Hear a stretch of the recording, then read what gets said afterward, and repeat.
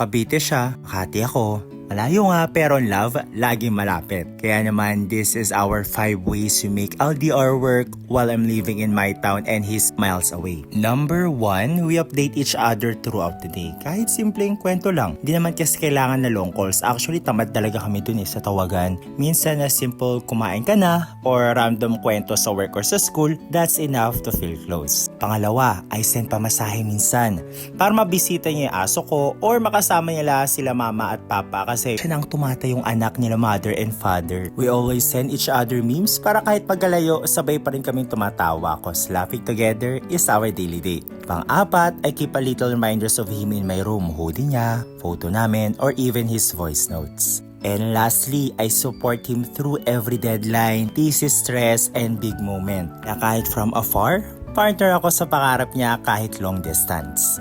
LDR din ba kayo? Anong ginagawa niyo para mapanatiling close kahit malayo?